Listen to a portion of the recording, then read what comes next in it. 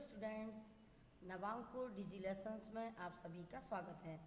आज हम सामाजिक विज्ञान के लेसन नंबर 8 के बारे में स्टडी करेंगे, जो है भारत में राष्ट्रीय जागृति एवं राजनीतिक संगठनों की स्थापना। लेसन नंबर 8 और ये लेसन है इतिहास का, हिस्ट्री का। तो हम इसमें पढ़ेंगे भारत में राष्ट्रीय जागृति के कारण, भारतीय राष्ट्रीय कांग्रेस के पूर्व स्थापित संगठन, भारतीय राष्ट्रीय कांग्रेस की स्थापना और भारत में राष्ट्रवाद का विकास, उदारवाद एवं उग्र राष्ट्रवाद। बच्चों, इसके पहले हमने लेसन 7 की स्टडी की थी, 1857 का प्रथम स्वतंत्रता संग्राम, और आपको उसमें मैंने बताया था कि 1857 का संग्राम भारतीयों के लिए एक असफल संग्राम था, लेकिन फिर भी भारतीयों को कुछ उस संग्राम से ये आशा हो गई थी कि आज नहीं तो कल हमें आज़ादी जरूर प्राप्त होगी।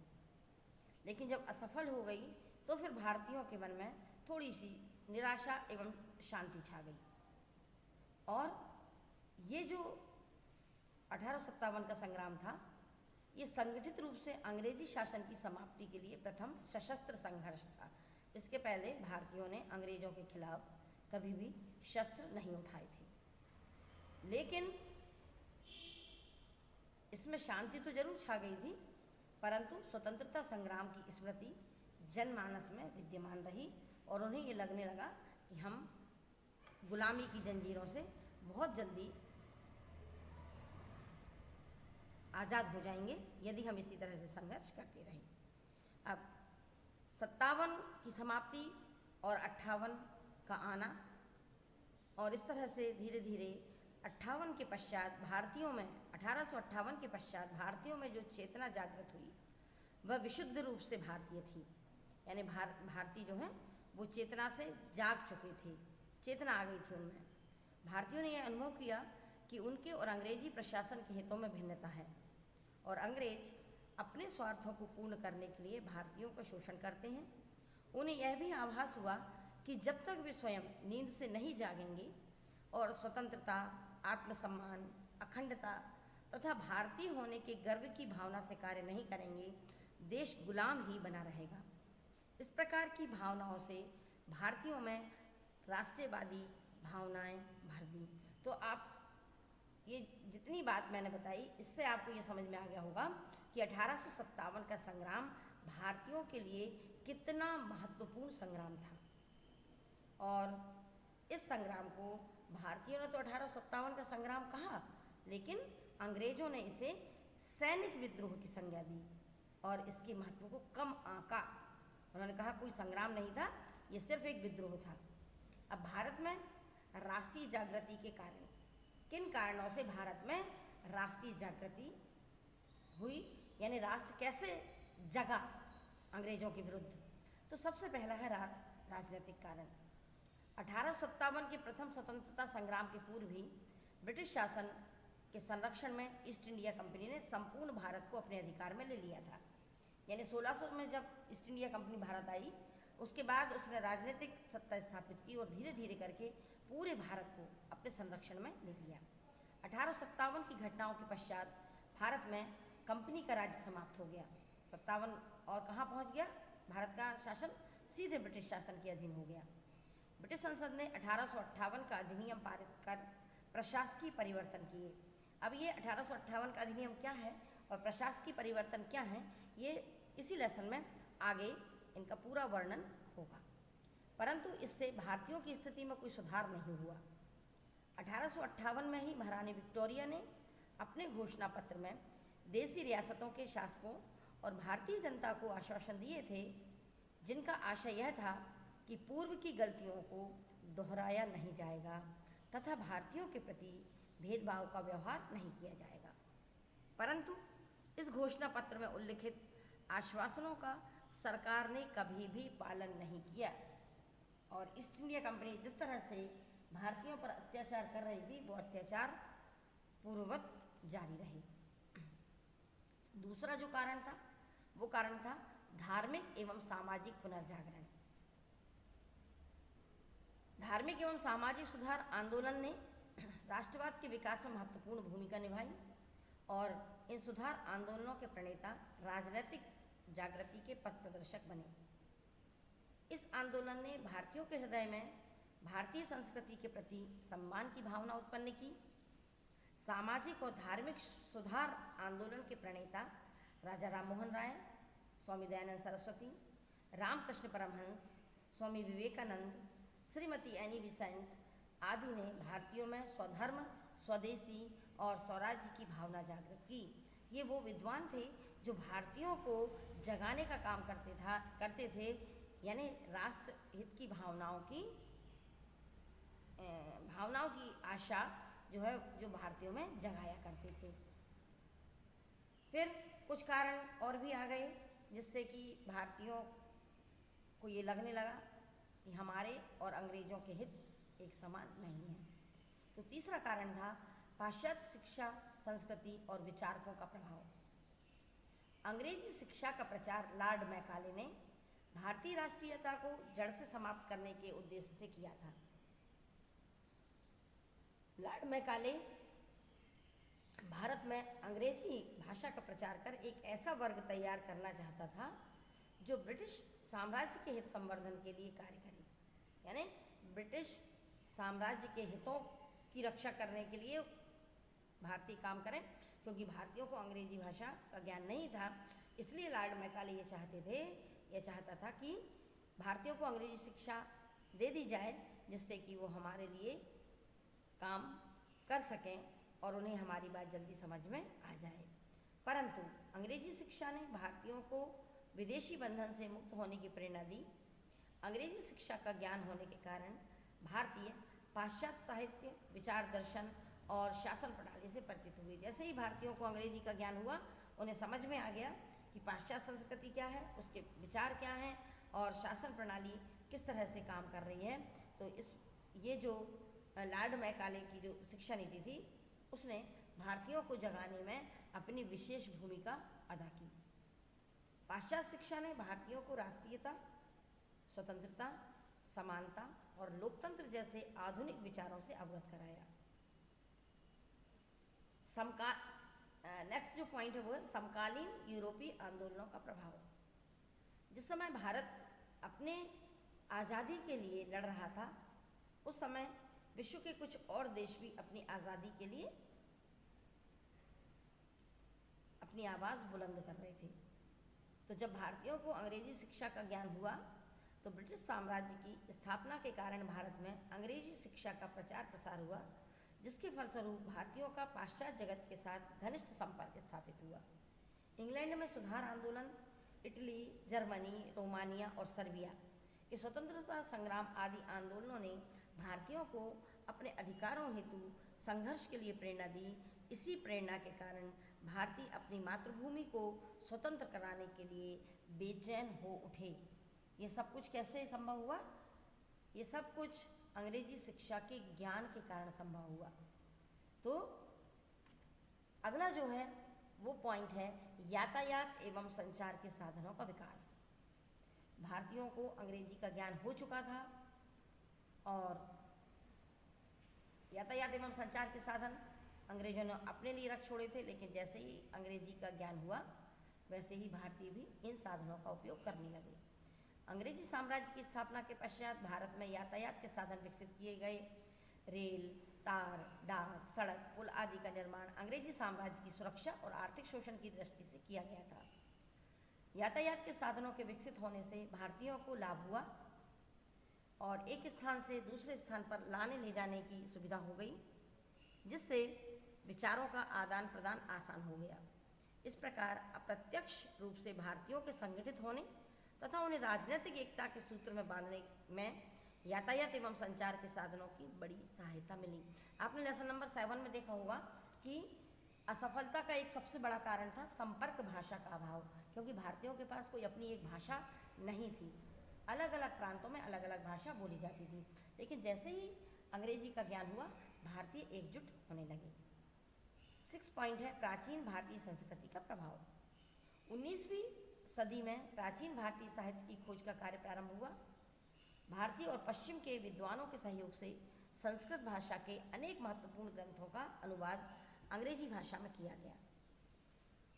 जो विद्वान थे वो थे Max Muller, William Jones, Haraprasad Shastri, Ramakrishna Gopal Bhandarkar, Rajendra Lal Mishra, Mahadev Govind Ranade जैसे विद्वानों ने भारतीय संस्कृति और साहित्य पर अनेक ग्रंथ लिखे।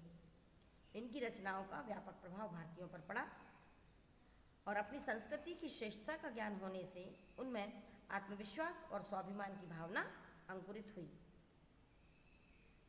अगला जो पॉइंट है वो है भारतीय साहित्य एवं समाचार पत्र। राष्ट्रीय जागृति के उदय में साहित्य और समाचार पत्रों का विशिष्ट महत्व है। बंकिम चंद्र चटर्जी, दीनबंधु मिश्र, भारतेंदु हरिश्चंद्र, D.L. राव एवं रविंद्रनाथ ठाकुर आदि की रचनाओं का राष्ट्रीय जागृति में महान योगदान रहा। तो इस तरह से ये जो समाचार पत्र और कुछ साहित्य था उसको पढ़कर भारतीयों में आज़ादी प्राप्त करने का जज्बा और अधिक होने लगा और वह उत्साह से भर गए। ब्रिटिश सरकार की आर्थिक शोषण की नीति, ये भी एक बहुत बड़ा कारण था जिससे कि भारतीयों में जागृति उत्पन्न हुई। आर्थिक शोषण असंतोष को जन्म देता है। अंग्रेजी साम्राज्य की स्थापना और ब्रिटेन में औद्योगिक क्रांति के फलस्वरूप भारतीय उद्योग धंधों को गहरा धक्का लगा। भारत से निर्यात होने वाले माल पर चुंगी की दर विदेशों में बढ़ा दी गई, यानी कस्टम ड्यूटी बढ़ा दी गई और इंग्लैंड में निर्मित वस्तुओं के आयात पर चुंगी की छूट देकर उन्हें भारतीय बाजारों में बेचा जाने लगा। भारत का धन निरंतर निष्कासित होता गया जिससे आर्थिक ढांचा लड़खड़ा गया। अतः भारतीय आर्थिक दासता के बंधन से मुक्त होने के लिए संघर्ष करने को तैयार हुए। अब क्या हुआ कि भारत से जो माल विदेशों में जाता था वो माल वहाँ पर महंगा बेचा जाता था। तो महंगा माल कौन खरीदेगा? कोई नहीं। और जो इंग्लैंड से जो माल भारत आता था उसमें कस्टम ड्यूटी बिल्कुल हटा दी गई। तो वह माल भारत में कैसा बिकने लगा? सस्ता। तो भारतीय कौन सा माल खरीदने लगे थे? जो इंग्लैंड में बनता था। तो भारत का जो माल था वो भारत में भी नहीं बिकता था और विदेशों में भी नहीं बिकता था। और भारतीय कौन सा माल खरीदते थे? इंग्लैंड में बना हुआ। तो हमारा धन कहाँ जा रहा था? धीरे धीरे इंग्लैंड के पास। तो भारतीयों को जब ये सब ज्ञान हुआ तो उन्होंने आर्थिक दासता के बंधन से मुक्त होने के लिए संघर्ष करना शुरू किया। इसके बाद जो पॉइंट है वो है प्रजाति भेदभाव की नीति। अंग्रेज भारतीयों के प्रति प्रजाति भेदभाव यानी जाति अहंकार की भावना से ग्रसित होकर अन्य जातियों को निम्न समझना, इस नीति को कहते हैं प्रजाति भेदभाव। इससे संबंधित आगे भी एक पॉइंट आएगा तो आप इस शब्द को ध्यान रखना। नीति को अपनाते थे वे भारतीयों को घृणा और संदेह की दृष्टि से देखते थे। प्रतिभाशाली शिक्षित भारतीयों को उच्च सरकारी पदों के योग्य नहीं समझा जाता था। प्रतियोगी परीक्षा में सफल होने वाले भारतीयों पर किसी न किसी प्रकार का दोष लगाकर उन्हें नौकरी पाने के अधिकार से वंचित किए जाने की प्रवृत्ति का विकास हुआ। सुरेंद्रनाथ बनर्जी, अरविंद घोष जैसे व्यक्ति ब्रिटिश सरकार की पक्षपातपूर्ण नीति के शिकार हुए क्योंकि वह भारतीयों को उच्च पद पर आसीन नहीं करते थे। प्रजाति भेदभाव की उनकी नीति थी। अब अभी अभी आपने जो शब्द सुना है उससे ही संबंधित है Ilbert bill. Viceroy Lord Ripon ने, एक वायसराय थे लॉर्ड रिपन, उन्होंने जाति भेदभाव को दूर करने के लिए एक कानून बनाने का प्रयास किया। इसे विधि सदस्य इल्बर्ट ने तैयार किया था। विधि यानी कानून, लॉ। तो कानून को जानने वाले थे एक इल्बर्ट नाम के व्यक्ति, उन्हीं के नाम से यह बिल पड़ा। अतः इसे इल्बर्ट बिल कहा जाता है। इसके द्वारा भारतीय मजिस्ट्रेट और सेशन जज को भी फौजदारी मुकदमों में यूरोपीय लोगों की सुनवाई का अधिकार दिया जाना था। तो बच्चों आप देखें कि भारतीय मजिस्ट्रेट और सेशन जज को फौजदारी मुकदमे, फौजदारी यानी क्रिमिनल, अगर कोई क्राइम करके आता है यूरोपीय व्यक्ति, तो उसकी सुनवाई का अधिकार भारतीय मजिस्ट्रेट और सेशन जज को नहीं था। तो भारतीयों की कितनी बुरी स्थिति थी उस समय। अब भारतीय न्यायाधीशों को यूरोपीय अपराधियों का मुकदमा सुनने का अधिकार नहीं था। इस भेदभाव को दूर करने के लिए इल्बर्ट बिल लाया गया।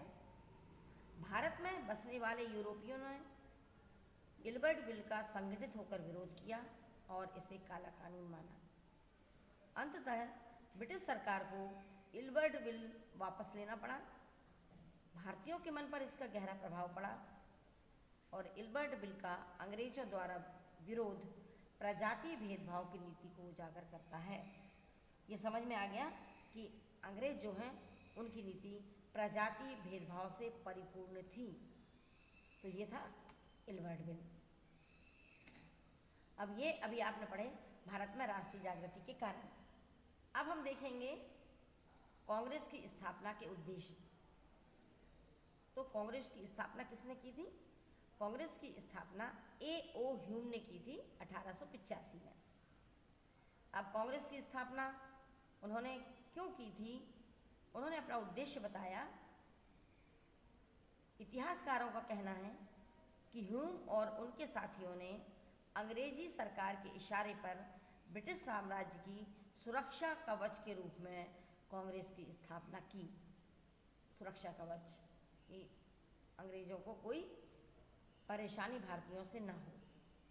ह्यूम नहीं चाहते थे कि सरकार के असंतोष से नाराज जनता हिंसा का मार्ग अपनाए, अतः वे जनता को हिंसा के मार्ग की अपेक्षा वैधानिक मार्ग अपनाने के लिए प्रेरित करना चाहते थे। वैधानिक मार्ग मतलब प्रार्थना पत्र, स्मृति पत्रों और प्रतिनिधि मंडलों के माध्यम से ब्रिटिश सरकार को प्रभावित कर अपनी मांगें पूर्ण करवाना। ये इतिहासकार कह रहे हैं कि कांग्रेस की स्थापना ह्यूम और उसके साथियों ने अंग्रेजी सरकार के इशारे पर की थी। और क्यों की थी? ब्रिटिश साम्राज्य की सुरक्षा कवच के रूप में, जिससे कि जो असंतुष्ट जनता है वो हिंसा ना करे। क्योंकि हिंसा ना करे, उन्हें क्यों लगता था कि हिंसा हो जाएगी? क्योंकि 1857 हो चुका था। उसके बाद ये लेसन आया है या ये कांग्रेस की स्थापना हुई है। ठीक है ना? तो कांग्रेस की स्थापना का उद्देश्य थी। अब कांग्रेस की स्थापना के उद्देश्य जो इतिहासकारों ने कहा है, लेकिन ह्यूम ने क्या बताया है कि मैं कांग्रेस की स्थापना क्यों करना चाहता हूँ। तो कांग्रेस के प्रथम अध्यक्ष व्योमेश चंद्र बनर्जी ने भारतीय राष्ट्रीय कांग्रेस के प्रथम अधिवेशन 1885 में निम्नलिखित उद्देश्य बताए। कांग्रेस की स्थापना की थी A.O. ह्यूम ने 1885 में। कांग्रेस के प्रथम अध्यक्ष थे व्योमेश चंद्र बनर्जी। इसको आपको ध्यान से अंडरलाइन करना है। ठीक है?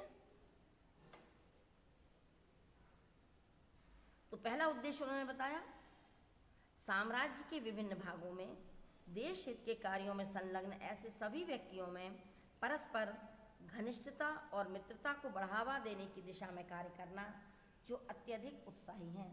साम्राज्य के विभिन्न भाग यानी भारत के किसी भी भाग से यदि कोई व्यक्ति देश हित के लिए कार्य करना चाहता है तो हम चाहते हैं कि उन व्यक्तियों से परस्पर घनिष्ठता और मित्रता बढ़ाकर हम उससे कार्य करवाएं। सेकंड पॉइंट है, अपने सभी देश प्रेमियों में जाति, धर्म या प्रांतीयता के सभी संभव पूर्वाग्रहों को सीधे मित्रतापूर्ण व्यक्तिगत संपर्क से दूर करना और राष्ट्रीय एकता की उन भावनाओं को पूरी तरह विकसित और संगठित करना जिनका जन्म लॉर्ड रिपन के शासनकाल के दौरान हुआ है। अपने सभी देश प्रेमियों में यानी भारत में जितने भी लोग हैं, भारत से प्रेम करने वाले, उन लोगों में जाति, धर्म या प्रांतीयता के सभी संभव पूर्वाग्रहों को, पूर्वाग्रह यानी पहले जो भी हो चुका है, 1857 से पहले अंग्रेजों का अत्याचार, लॉर्ड लिटन का प्रजाति भेदभाव, लॉर्ड डलहौजी की हड़प नीति, इन सबको भूलना है। कैसे? मित्रतापूर्ण एवं व्यक्तिगत संपर्क से दूर करना है। और कौन सी बात याद रखना है? लॉर्ड रिपन के शासनकाल में जो कुछ हुआ है बस वो चीज़ याद रखना है, बाकी सभी कुछ भूलना है। तो लॉर्ड रिपन के शासनकाल में क्या हुआ था, अभी अभी हमने बताया, इल्बर्ट बिल आया था। ठीक है। तीसरा पॉइंट बताया गया, तत्कालीन महत्वपूर्ण और ज्वलंत सामाजिक समस्याओं के बारे में शिक्षित वर्ग के परिपक्व व्यक्तियों के साथ पूरी तरह से विचार विमर्श करने के बाद बहुत सावधानी से इनका प्रमाणित लेखा जोखा तैयार करना। जो भी तत्कालीन समस्या हैं, ज्वलंत समस्या है, जिनका ज्वलंत यानी ऐसी समस्या जिनका समाधान तुरंत चाहिए, उसको ज्वलंत समस्याएं कहते हैं। तो इनका विचार विमर्श किसके साथ करना है आपको? शिक्षित वर्ग के परिपक्व व्यक्ति, परिपक्व यानी अनुभव जिनको है, ऐसे व्यक्तियों के साथ विचार विमर्श करें और बहुत सावधानी से इनका प्रमाणित लेखा जोखा तैयार करें। इसलिए कांग्रेस की स्थापना की गई है। चौथा उद्देश्य बताया, जिन दिशाओं और जिन तारीख से अगले 12 महीनों में देश के राजनीतिज्ञों को लोकहित के लिए कार्य करना है, उनका निर्धारण करना। अगले 12 महीने यानी सिर्फ एक वर्ष में जो भी काम होना है, चाहे कोई भी दिशा हो सकती, कहीं से भी, देश के किसी भी क्षेत्र से, अगले 12 महीनों में जो भी काम होना है, उन कामों का पूरा विवरण निर्धारण करना है। किसके साथ बैठ के? राजनीतिज्ञों और लोकहित के लिए। तो राजनीतिज्ञों के साथ बैठकर उन सब बातों का विचार विमर्श करना और निर्धारण करना। इसलिए कांग्रेस की स्थापना की गई है। ये बात कांग्रेस के प्रथम अध्यक्ष व्योमेश चंद्र बनर्जी ने बताए। लेकिन ऊपर क्या बताया? हमारे इतिहासकार क्या मानते हैं कि कांग्रेस की स्थापना भारतीयों के हित के लिए नहीं की गई थी, वरन क्यों की गई थी? ब्रिटिश साम्राज्य के रक्षा कवच के लिए कांग्रेस की स्थापना की गई थी। तो दोनों के उद्देश्य अलग अलग हैं। ठीक है। तो ये लेसन जो मैंने आपको समझाया, इसके बाद नेक्स्ट वीडियो में इसी लेसन को दोबारा से रिपीट किया जाएगा। Thank you very much.